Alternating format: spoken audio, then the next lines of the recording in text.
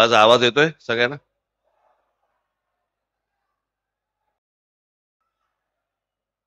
सन्माननीय व्यासपीठ आणि माझ्या जमलेल्या सर्व मराठी बांधवांनो, भगिनींनो आणि मातांनो,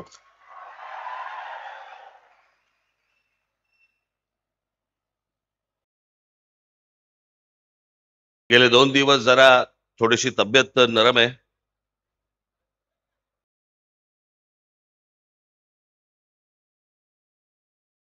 आज जो आत्ता इथे आलोय, मला सकाळी माझ्यात ताकद नव्हती. मी फक्त जयंतरावांच्या प्रेमाखातर, तुमच्या प्रेमाखातर म्हणून मी आज इथे आलो. फार काही लंब भाषण करणार नाही, परंतु जरा पावसाळा कमी झाला की पनवेलमध्ये मी सभा नक्की देईन, निश्चित देईन.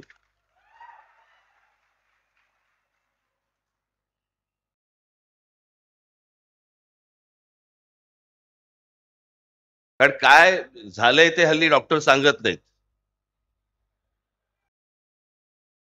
पूर्वीचे आजार कसे आपले ताठ मानेने नाव घेऊन समोर यायचे, हल्लीचे येतच नाहीत. हल्लीचे आजार आणि सध्याचं महाराष्ट्राचं राजकारण फारसं काही वेगळं नाहीये. हा या पक्षातून त्या पक्षात गेला, तो त्या पक्षातून त्या पक्षात गेला, मग आपण म्हणतो काय झालं, व्हायरल होता.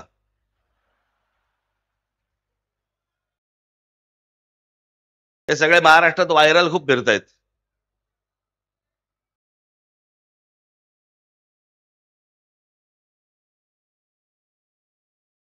स्वातंत्र्य मिळायच्या अगोदर जवळपास 12 दिवस 13 दिवस अगोदर ज्या पक्षाची स्थापना झाली तो शेतकरी कामगार पक्ष.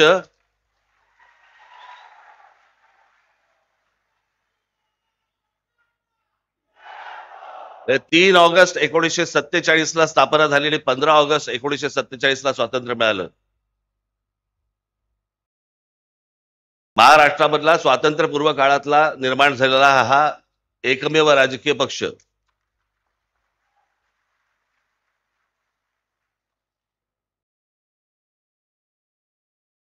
इतक्या वर्षानंतर देखील हे सगळं टिकून आहे, हे खरंच आश्चर्य आहे. मला अजूनही आठवतंय की 1981 साली शिवसेनेचं पहिलं अधिवेशन मुंबईला झालं होतं आणि त्या शिवसेनेच्या पहिल्या अधिवेशनाला प्रमुख पाहुणे म्हणून श्रीपाद अमृत डांगे आले होते, कम्युनिस्ट पक्षाचे. खरं तर शिवसेना आणि कम्युनिस्टांमध्ये कधी मधून विस्तवी जात नसे, पण राजकारण आणि राजकारणी हे उदार होते, मोठ्या मनाचे होते. मोठं मन आता संकुचित व्हायला लागले सगळ्यांचं. म्हणजे आज जर समजा विचार केला त्या गोष्टीचा, तर शिवसेनेच्या व्यासपीठावरती श्रीपाद अमृत डांगे येणं म्हणजे भगव्या व्यासपीठावरती लाल ध्वज येण्यासारखं होतं.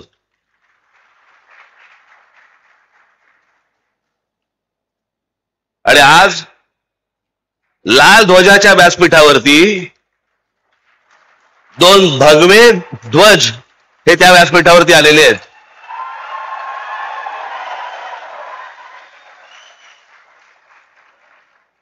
जयंतरावांनी मला जेव्हा येऊन सांगितलं की तुम्ही यायला पाहिजे,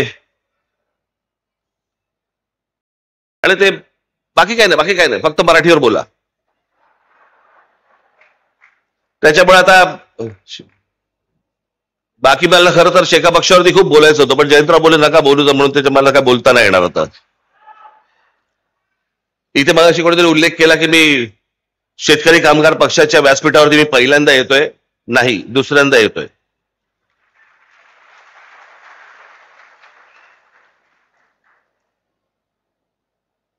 पाच वर्षापूर्वीच्या लोकसभेच्या निवडणुकीला मी जयंतरावांच्या प्रचाराला पण आलो होतो.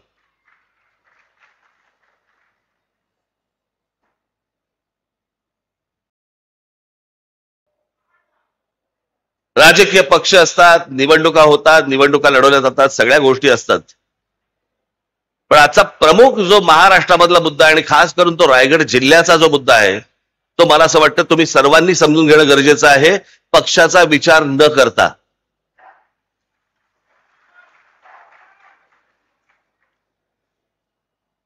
ज्या प्रकारे या संपूर्ण रायगड जिल्हा हे अटल सेतू वगैरे झाले, जेव्हा जेव्हा चांगले रस्ते ज्या वेळेला आलेले आहेत त्यावेळेला जर राज्यकर्त्यांचं लक्ष नसेल तर तो प्रदेश बर्बाद व्हायला वेळ लागत नाही. आपल्याकडच्या राज्यकर्त्यांचं तुम्हाला आता सध्या माहितीच आहे. महाराष्ट्र राज्याचा मुख्यमंत्री महाराष्ट्रात लहान मुलांना हिंदी कशी आणता येईल आणि शिकवता येईल याचा विचार करतोय. पण महाराष्ट्रामध्ये जे काम धंद्यासाठी येत आहेत त्यांना मराठी कशी येईल याचा विचार नाही मुख्यमंत्र्यांच्या मनात.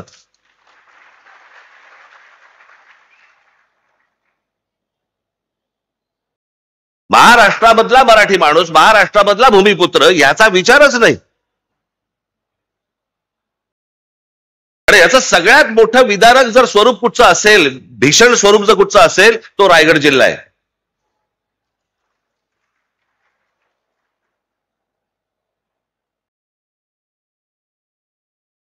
आज या रायगड जिल्ह्यामधल्या अनेक शेतकऱ्यांच्या जमिनी चालल्या आहेत. कुठे चालल्या आहेत, काय चालल्या आहेत? जमिनीचे व्यवहार करणारे पण आपलेच, कुंपणच शेत खात आहे.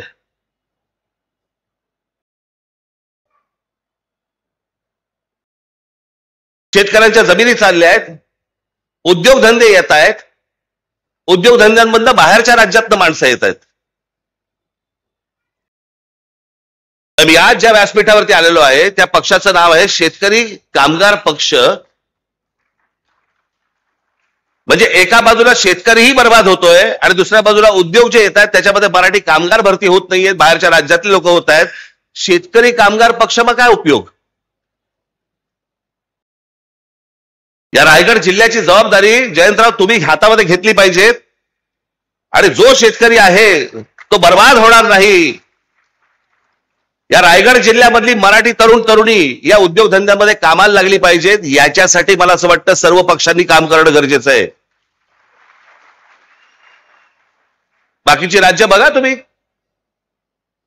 मी या हिंदीच्या प्रश्नावरती पण बोललो होतो. मी तेव्हा माझ्याकडे आले होते ना जेव्हा ते शिक्षण मंत्री भुसे, त्यालाही मी म्हटलं होतं, मी म्हटलं गुजरातमध्ये आहे का हो? या देशाचे पंतप्रधान आणि या देशाचे गृहमंत्री हे दोघेही गुजरातचे आहेत.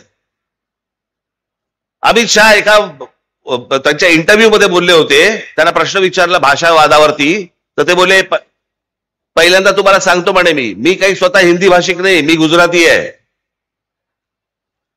देशाचा गृहमंत्री स्वतः ठणकावून सांगतो की नाही मी हिंदी भाषिक नाही, मी गुजराती आहे.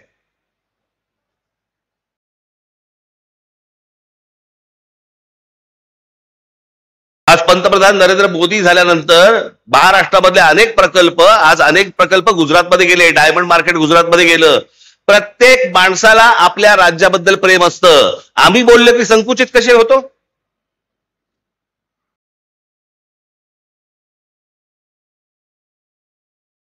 मी जेव्हा त्यांना सांगितलं, म्हटलं तुम्ही आता हिंदी आणायचा प्रयत्न करताय, गुजरातमध्ये आहे का हिंदी? ते बोलले नाही गुजरातमध्ये नाही हिंदी. म्हटलं मग महाराष्ट्रात का आणताय? यांचं काय राजकारण चाललंय ना, मला असं वाटतं आपण ही गोष्ट नीट समजून घेणं गरजेचं आहे. राजकीय पक्ष निवडणुका येत राहतील, जात राहतील, सगळं होत राहील. मी मागे माझ्या भाषणात म्हणालो होतो ना, एकदा तुमची भाषा संपली आणि तुमची एकदा जमीन गेली, जगाच्या पाठीवर तुम्हाला कसलंही स्थान नाही, कसलंही स्थान नाही. मी आता मुद्दा म्हणून तुम्हाला आता गुजरात मधली जागेची परिस्थिती म्हणजे शेती जमीन बघा, शेतीची जमीन गुजरात मधली काय परिस्थिती आहे? Gujarat tenancy and agriculture land act या कायद्यानुसार गुजरातमध्ये जे गुजरातचे रहिवासी नाहीत किंवा अनिवासी भारतीयांना शेत जमीन विकत घेता येत नाही. म्हणजे उद्या जर समजा तुम्ही महाराष्ट्रामधनं जर समजा गुजरातला गेलात, तुम्हाला शेत जमीन विकत घेता येणार नाही. हे भारतामध्ये चालू आहे. हे आपल्या देशातच चालू आहे. ज्या राज्याचे पंतप्रधान आणि गृहमंत्री हे दोन्ही एका ज्या गुजरात राज्याचे आहेत त्यांच्या राज्यामधली शेत जमीन या देशातला कोणीही नागरिक जाऊन विकत घेऊ शकत नाही.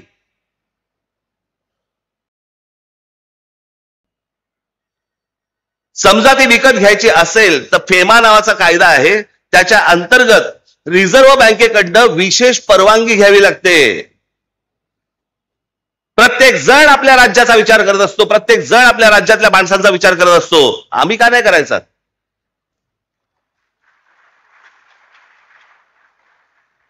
आज आमच्याकडे इथे रायगड जिल्ह्यामध्ये कोण जमिनी घेतंय, कोण येतंय, कोण राहतंय, काय चाललंय माहिती नाही. ठाणे जिल्ह्यामध्ये आमच्या कोण येतंय, कोण राहतंय, कोण जमिनी विकत घेते माहिती नाही. जवळपास उत्तरेमधले अनेक असे धनदांडगे आहेत की ज्यांनी आज महाराष्ट्रामध्ये, कोकणामध्ये, खास करून रायगडमध्ये, रत्नागिरीमध्ये, सिंधुदुर्गामध्ये जमिनीच्या जमिनी घेऊन ठेवलेल्या आहेत. आमचेच लोक विकतायत. आमच्या लोकांना एवढंही कळत नाहीये की यातनं आम्हीच संपणार आहोत.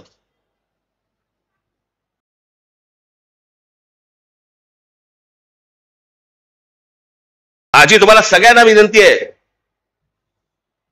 याच्या पुढे उद्योगधंद्यासाठी जर जमिनीसाठी जर तुमच्याकडे लोक आले, तुमच्या जमिनी नुसत्या विकायच्या नाहीत. त्याला म्हणा आम्ही जेवढे शेतकरी आहोत तुमच्या कंपनीमध्ये आम्ही पार्टनर म्हणून येणार. आमची मुलं तर लागतीलच लागतील तुमच्याकडे कामाला, पण अशा फोकटच्या फाकट आम्ही नुसत्याच जमिनी देणार नाही तुम्हाला. आज या गोष्टी जर नाही वाचवल्या आपण, आपल्या हातात काहीही राहणार नाही. उद्या याच ठिकाणी, याच रायगडमध्ये अमराठी नगरसेवक निवडून येतील, अमराठी आमदार निवडून येतील, अमराठी खासदार निवडून येतील. मी जो त्या दिवशी माझ्या एका सभेमध्ये मी सांगितलं ना की हा धोका सगळा अख्खा ठाणे जिल्ह्याला विळखा पडलेला आहे.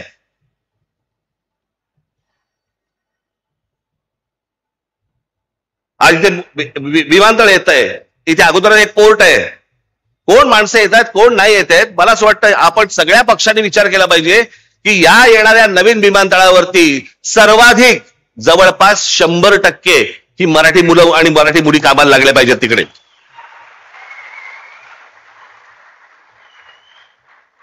बाहेरून कोणीतरी उद्योगपती येणार, तुमच्याकडच्या जमिनी घेणार, तुमच्याकडचे धंदे घेणार आणि वाटेल तो थैमान घालणार.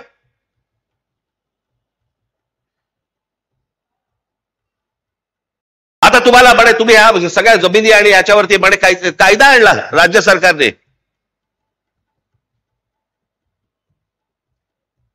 तुम्ही कोण आहात? तर अर्बन नक्षल आहात. शहरामध्ये राहणारे नक्षल.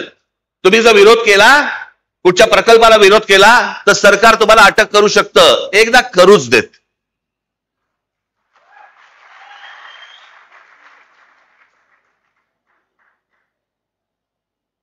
या महाराष्ट्रामध्ये मराठी माणसाच्या थडग्यावरती उद्योग नाही उभे राहणार. उद्योग आणायचे असतील तर मराठी माणसाचा मान सन्मान राखूनच तुम्हाला उद्योग आणावे लागतील, त्याशिवाय तुम्हाला आणता येणार नाहीत. कोण कुठे येतोय काही पत्ताच लागत नाहीये. कुठून रस्ता, म्हणजे या संपूर्ण राज्यामध्ये कोणत्या प्रकारची प्रगती होते, कुठून रस्ते निघणार आहेत, काय निघणार आहेत, फक्त मंत्र्यांना माहिती. का? तेच ठरवणार आणि रस्ता व्हायच्या अगोदर तेच जमिनी घेणार आणि मग या सगळ्या उद्योगपतींशी व्यवहार करणार आणि मग सगळे गब्बर होणार आणि मग निवडणुकीच्या तोंडावरती विषय गेला बाजूला, विचार गेला बाजूला, फक्त तोंडावर तुमच्या पैसे फेकून मारणार आणि तुमच्याकडनं मतं घेणार. एवढा एकमेव उद्योग महाराष्ट्रात सुरू आहे. कोणी त्याच्या खोलात जाऊन बघायला तयार नाही, कोणी त्याच्या खोलात जाऊन विचार करायला तयार नाही की ह्याच्या पुढे काय होणार आपलं. थोडक्यात जमिनी विकायच्या, तुमच्याकडे काहीतरी चिटूर पिटूर काहीतरी येणार आणि मग ते पैसे आले की मग ते पण काढायला मोकळेच आहेत. सर्वाधिक डान्स बार हे रायगड जिल्ह्यामध्ये बंद झाले होते ना हो.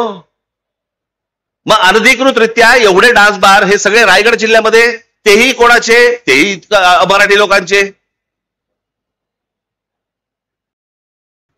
म्हणजे इथून पिळला गेलात की डान्सबारच्या नादी लावून तिकडून पिळून घ्यायचं.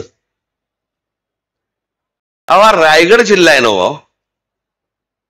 आमच्या शिवछत्रपतींची राजधानी आहे ना इथे. कल्याणच्या सुभेदाराची खडा नारळाने ओटी भरून परत पाठवणी करणारा आमचा राजा, त्याची राजधानी इथे असताना त्या रायगडमध्ये डान्सबार सुरू आहेत. तुम्हाला पूर्ण भरकटवून टाकायचं. तुमचं मूळ विषयांकडे लक्षच नाही गेलं पाहिजे. वेगळेच विषय आणायचे. आता कालच माझ्याकडे कोणीतरी आणलं की आता काहीतरी महाराष्ट्र राज्य स्वतः गुजराती साहित्य संमेलन भरवतोय म्हणे. भरवू देत. व्यापाराच्या चोपड्यांमधनं पुस्तकाच्या चोपड्यांमध्ये लक्ष गेलं तर जास्ती बरं. पण हे काय चालू आहे? हे नुसतं गुजराती माणसाबद्दलचं प्रेम नाहीये. मराठी माणसाची आणि गुजराती माणसाची लागावी इथे, भांडणं व्हावी, त्यात आपण मतं कशी काढू शकतो, काय काय करता येईल, याच्यासाठीचे उद्योग आहेत. दुसरं काही नाहीये. त्याला वाटलं होतं की लगेच राज ठाकरे आणि बाकी सगळे संजय राऊत आम्ही सगळेजण रिॲक्ट होऊ त्याच्यावरती. होणार नाही. आम्हाला जे पाहिजे तेच आम्ही करू. तुम्हाला जे पाहिजे ते आम्ही करणार नाही. बिलकुल करणार नाही.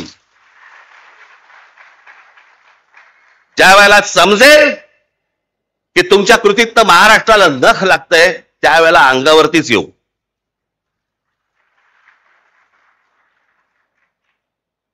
आज जो तुमच्याकडे समोर आलोय तो फक्त एवढ्यासाठीच आलोय, कान बंद ठेवू नका, डोळे बंद ठेवू नका.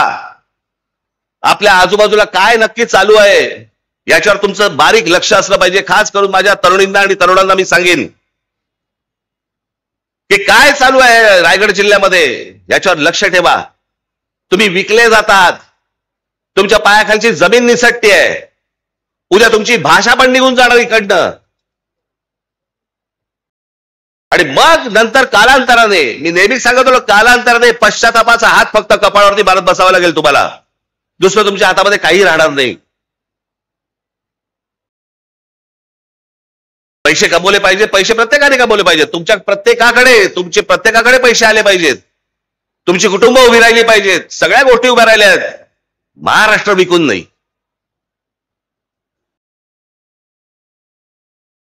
आज बाहेरच्या राज्यांमध्ये आपल्याबद्दलची काय बोलले जातं माहितीये? अत्यंत लाज वाटते मला. लाज. हे कोण आहेत लोक म्हणे? परचेसेबल कम्युनिटी. विकत येणारी माणसं, विकत घेता येणारी माणसं. ही आपली प्रतिमा आहे. मी जे सतत सांगत आल्यावर 1400 वर्ष राज्य केलेला हा महाराष्ट्र या हिंद प्रांतावरती तो विकला जातो. विकाऊ आहे. त्यातली माणसं विकली जातात. आपलं सगळं जमीन बिमीन सगळं भाषा भिषा सगळ्या गोष्टी सोडून द्यायला तयार होतो. असा आपण आपला महाराष्ट्र आहे. कशासाठी पुतळे ठेवायचे शिवाजी महाराजांचे? डेकोरेशन म्हणून. या गोष्टी शिकवल्या या माणसाने आम्हाला. म्हणजे फारसी शब्द या महाराष्ट्रामध्ये असू नये याच्यासाठी स्वतःचा राजशब्द कोश काढणारा हा माणूस, ज्याने तुम्ही मराठीत बोललं पाहिजे म्हणून सांगितलं, त्या महाराष्ट्रामध्ये आम्ही आमची भाषा विसरतोय, आमच्या जमिनी घालवतोय, आमचं सत्व घालवतोय, आमचा स्वाभिमान घालवतोय. एक बाबासाहेब पुरंदरेचं एक फार छान वाक्य होतं, ज्या वेळेला स्वाभिमान शून्य माणसं ज्यावेळेला होतात ना त्याला उरतात फक्त जिवंत प्रेत. तुम्ही जिवंत प्रेतांसारखे असता कामा नाहीत. हा महाराष्ट्र आहे. देशाला दिशा देणारा महाराष्ट्र आहे. त्याची स्वतःची दशा होता कामा नये. तुम्ही जिवंत असलं पाहिजेत. तुम्ही मोठे झाले पाहिजेत. पण महाराष्ट्र विकून नाही मोठे होता कामा तुम्ही. इतरांच्या आहारी जाऊन नुसत्या फक्त जमिनी देऊन टाकायच्या. दुसरे उद्योग येत आहेत, बाहेरची माणसं येत आहेत. इथे महाराष्ट्रावरती तुम्ही बोलत असता की बिहारांच्या विरोधात आणि उत्तर प्रदेशांच्या विरोधात. अहो गुजरातमध्ये आता दोनदा झालं. दोनदा मी त्याशी म्हटलं ना, दोनदा बिहारांना हाकलून दिले. पहिल्या वेळेला 20,000 लोकांना हाकलून दिले. 20,000 लोक. कोणी ते आंदोलन केलं होतं? तो काय नाव त्याचं? आमदार अल्पेश ठाकूर.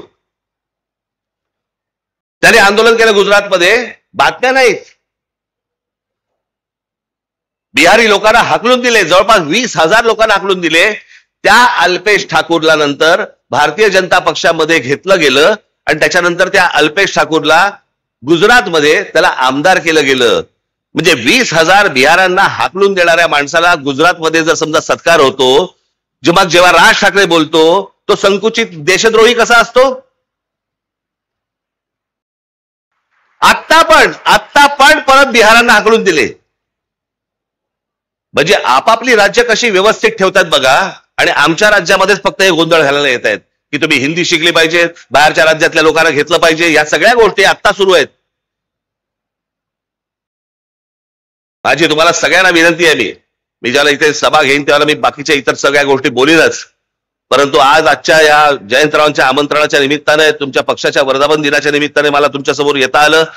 2 शब्द तुमच्यासमोर मला बोलता आले.